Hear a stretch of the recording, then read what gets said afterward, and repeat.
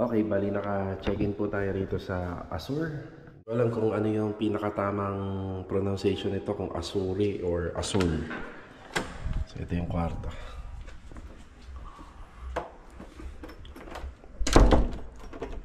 Ganda. Panel, oh. Wall-fluted panel. Yung sa TNB. Sakto lang yung TNB. Bali may lavatory siya, water closet. Ayan, laki ng wall mirror. Tapos yung pinaka-enclosure niya, curtain lang. May shower. May heater kaya ito.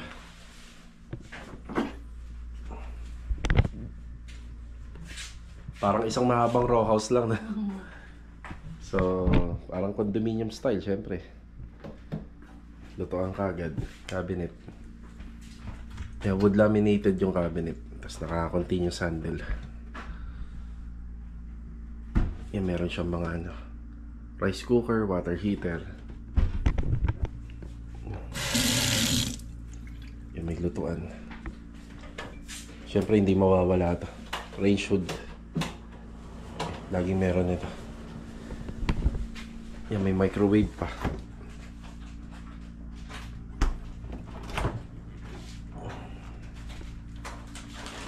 May TV. Yeah, side table. Ito nabubuksan to, no? Siguro maganda to. Ayun, no? Yung kabila, pakipindot. Yung kabila. Yan. Oh, wow. Ganda. Kaiba kulay.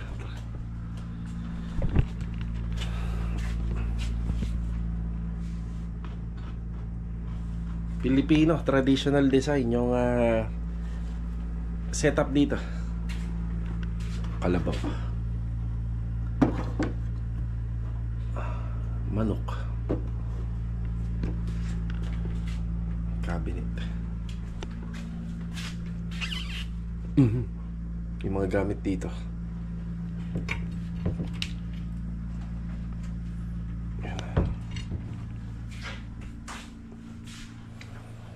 Ganda. Dati nagtataka ako kung paano to pinasok dito, yung pala yan. Binuo muna tapos yan, saka binuo yung bote. Yan na.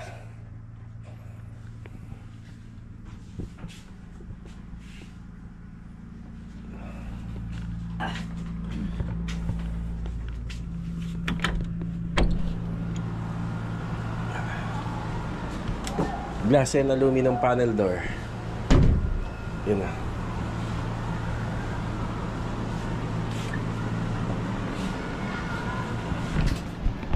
White sun. Yan dito sa Azur or Azuri.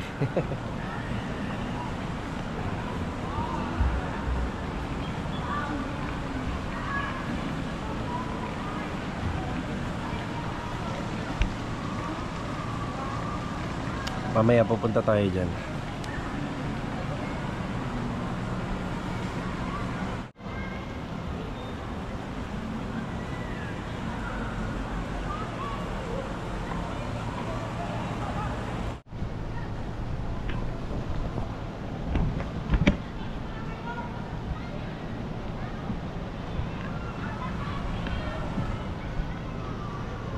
Maganda rin yung ganitong setup, oh. Maglalagay tayo ng partition gamit yung sliding door.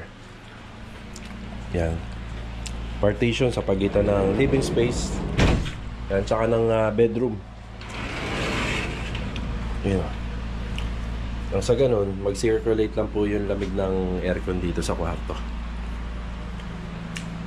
Pwede rin yung ganitong setup, no? Tingnan mo. Sa bodega. Gitna, no? Pwede, no? Ayun, bahay po namin doon sa Lumina na row house. Pwede rin namin lagyan ng ganito. So yung door panel nito, dalawa lang. Tapos nakapix yung dalawa sa gilid. Yan. Diba? Ganda nga naman. Pero mas prepared ko kung ganitong setup, yung TV nandito sana. Yan nandiyan para di na mababali yung leg mo rito. Yun o, nunood ka. Tatanaw mo ba? Layo, no? Pero malayo. Ganda sana ako nandito, no? Cabinet.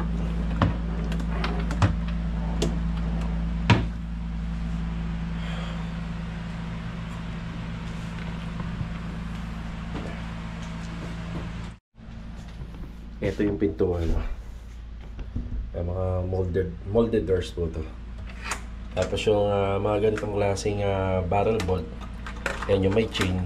So ang purpose po kasi nito, kapag nabuksan po ito, at least kahit pa paano, bubukas siya pero at least may ano pa rin, may control pa rin ng lock.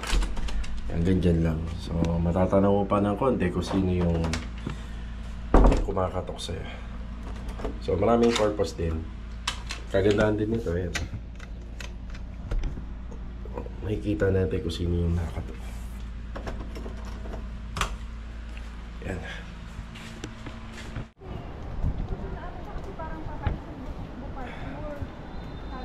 Yan, pupunta tayo sa pool.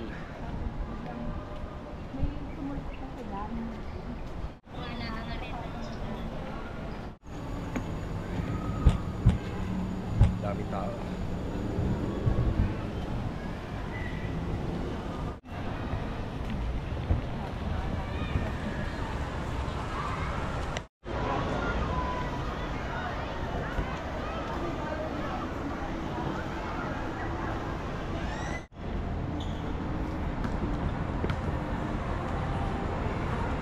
Ang ganda naman ng basketball court dito.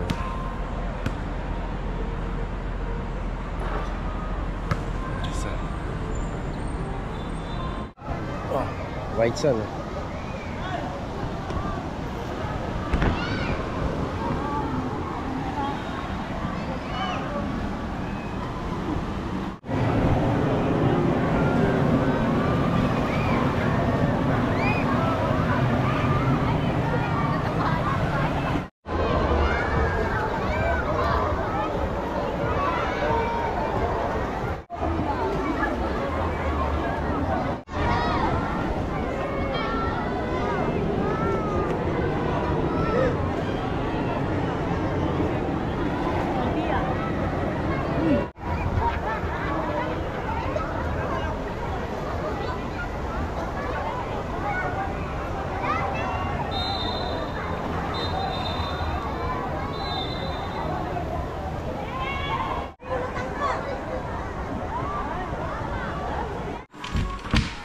Tago muna natin yung camera. Yan, tago muna natin itong camera para makapag-enjoy tayo. Tara.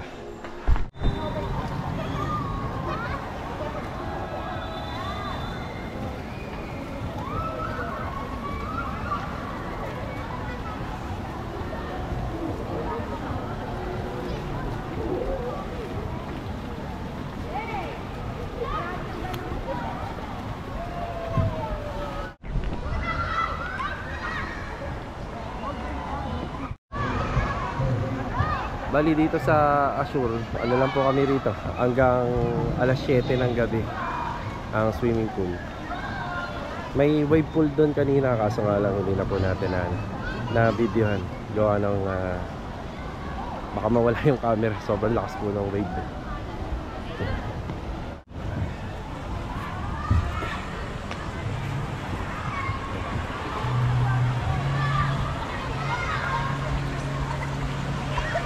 Medyo madaming tao pero yung ganda at ang ambience ng lugar nakaka-relax.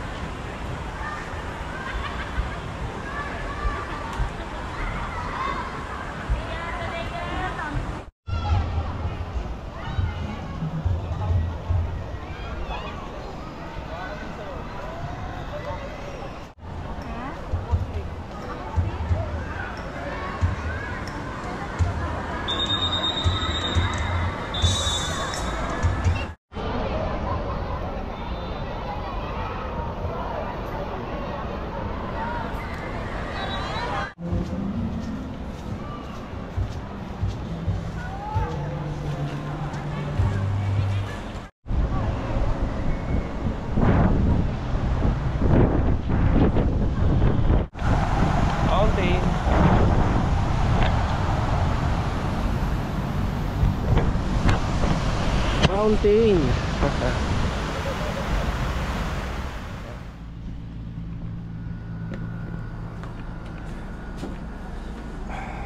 Yun, oh.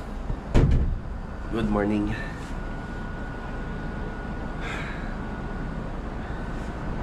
Napakatahimik na kapag araw ng Lunes dito. Hindi na nila pinagagamit yung pool kasi yan yung araw ng maintenance. Linis nila.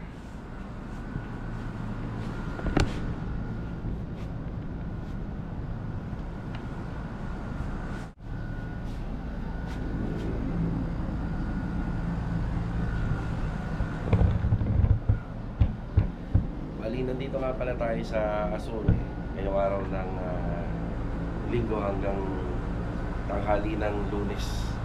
So dapat matagal na to nung ano pa lang sana no buwan ng April, pero ngayon na lang po kami nakapunta. So pinuntahan na natin kasi alam naman natin pagka tapos ng May, so sa June medyo busy na po talaga, kasama na yung pasok na ng mga bata. So back to school na.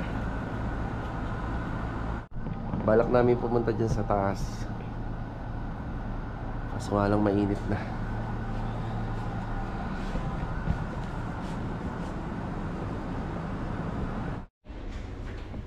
Okay, nandito tayo sa 20th floor or penthouse. Hindi kompleto yung pagpunta natin dito kung hindi natin maaakyat na pinaka-roof deck nila. SM City Bicutan. Ayun na.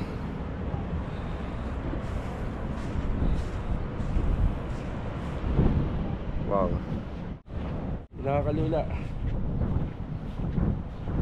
Nakakalula. Ayan.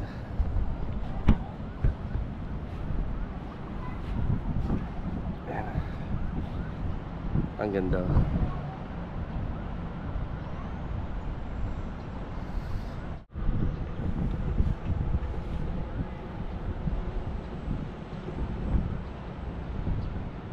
Yan si Mrs.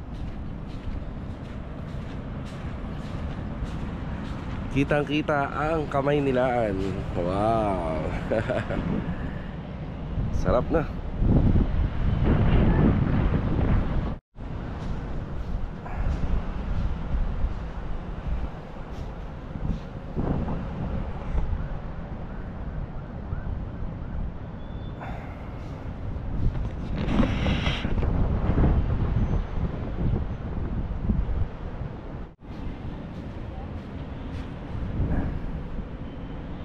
Napakaganda po.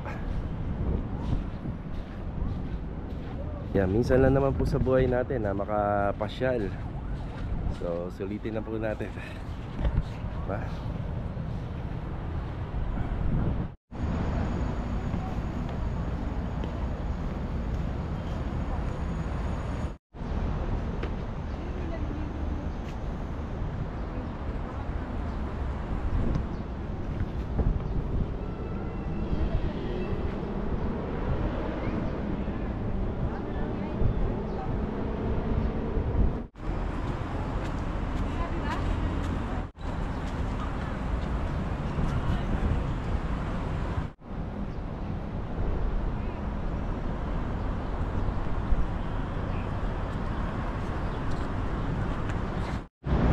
Dito sa Azur or Azuri, meron din mga convenience store and restaurant.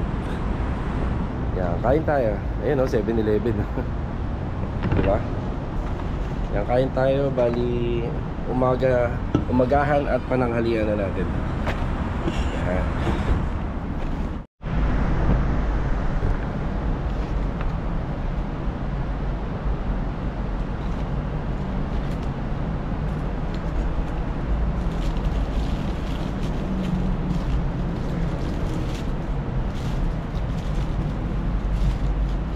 Parang show ko.